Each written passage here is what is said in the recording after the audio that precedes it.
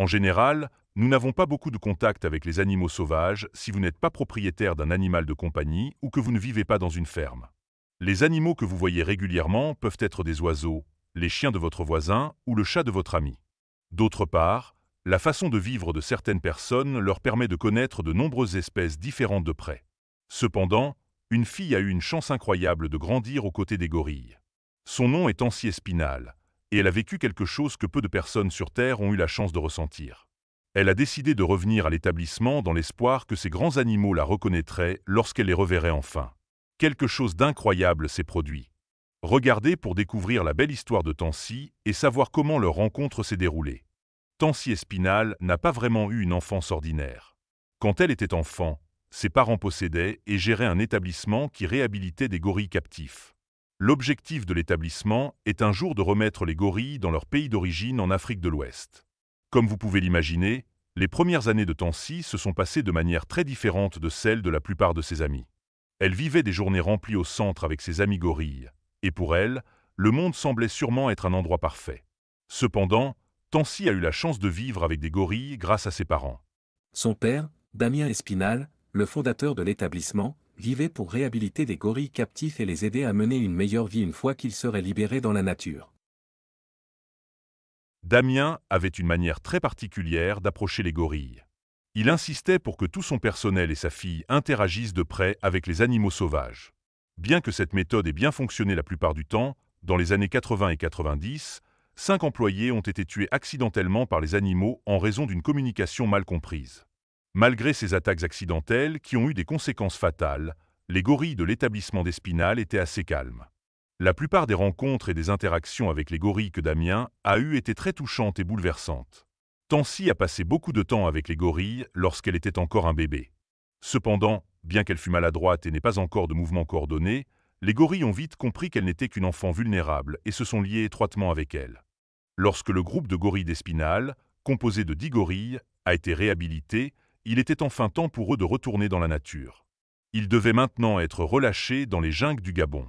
Heureusement pour les gorilles, avant leur libération, ils ont été gardés sur une île fluviale pendant quelques mois pour leur apprendre à se défendre dans la nature.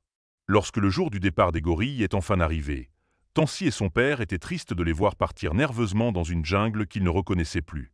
Ils ont fini par disparaître dans la jungle et ont commencé à mener de nouvelles vies dans les environs qu'ils méritaient depuis longtemps. Tansy a grandi pour devenir une belle femme. Maintenant qu'elle a 25 ans, elle souhaitait retrouver ses amis d'enfance. Elle et son père ont donc décidé de se rendre au Gabon, où ils retrouveraient les gorilles qu'ils avaient élevés pendant si longtemps. Les 2 gorilles avec lesquels Tansy s'était le plus lié s'appelaient Jaltad et Bim, et 12 ans s'étaient écoulés depuis qu'elle les avait vus pour la dernière fois. Cependant, elle et son père, Damien, ne s'attendaient pas à ce que quelque chose d'autre se produise lors de leur voyage au Gabon.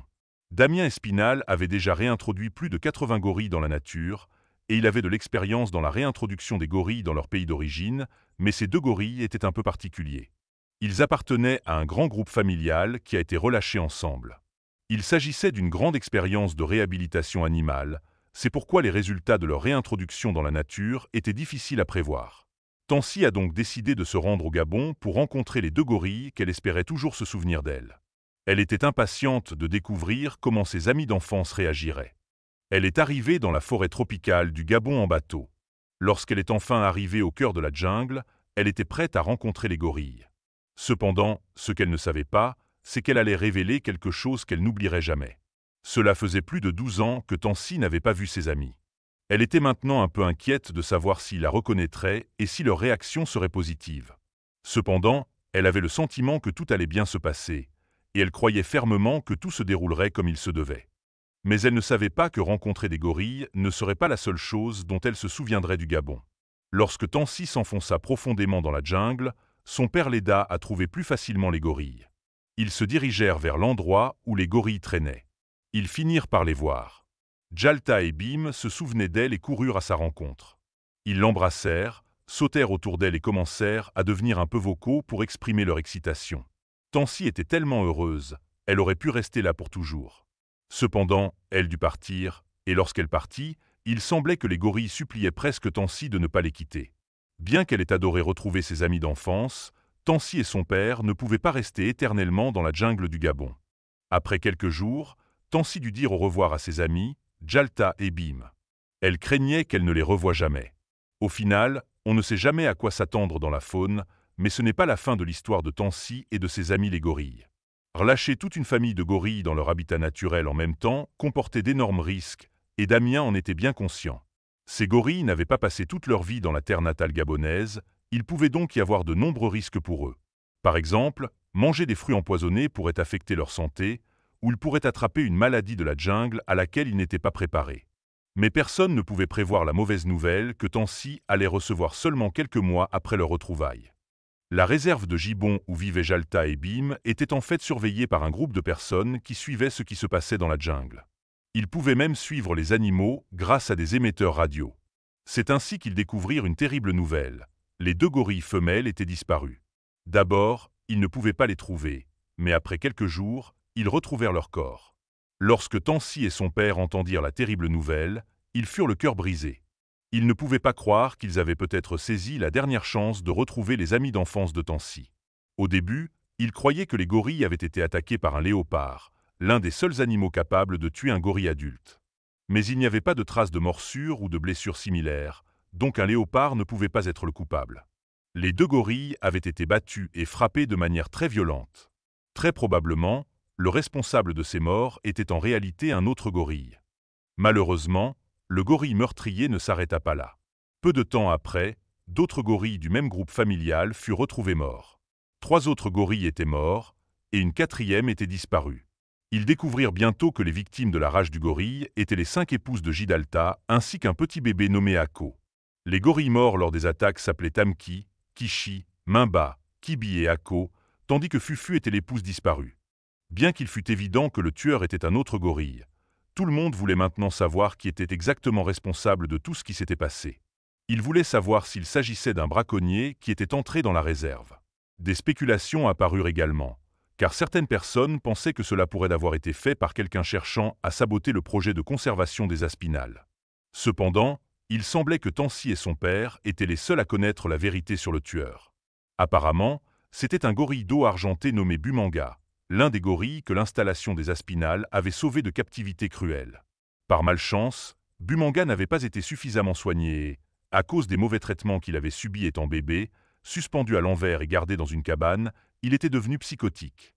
Tansy et son père sont convaincus que c'est son traumatisme mental qui l'a incité à s'en prendre au gorille. Bien qu'il ne l'ait pas choisi, Bumanga est un gorille dangereux qui pourrait perturber l'équilibre de la jungle. C'est pourquoi il cherche des preuves pour déterminer s'il est vraiment le tueur ou non. Si Bumanga est extrêmement imprévisible et violent, il pourrait devoir être abattu. En revanche, s'il n'est pas aussi violent, il pourrait être transféré dans un coin reculé de la réserve. Ce fut une décision difficile pour Tansy et son père. Juste au moment où ils se rendaient compte à quel point leurs amis les gorilles étaient heureux de les revoir, il semblait que tout s'était effondré. Probablement, le père de Tansy reconsidéra l'idée de relâcher un groupe entier en même temps. L'installation cherchera de nouvelles manières de garantir la sécurité des gorilles lorsqu'ils reviendront dans leur terre natale, et nous sommes sûrs que Damien et Tansy feront de leur mieux pour offrir à ces gorilles la meilleure vie qu'ils méritent. Si vous appréciez le contenu jusqu'à présent, n'oubliez pas de cliquer sur le bouton j'aime. Cela m'aide vraiment et me permet de savoir ce que vous aimez voir. Et si vous êtes nouveau ici, ou si vous ne l'avez pas encore fait, j'aimerais que vous rejoigniez la famille en cliquant sur le bouton s'abonner aussi. Ainsi, vous ne manquerez aucune des prochaines vidéos.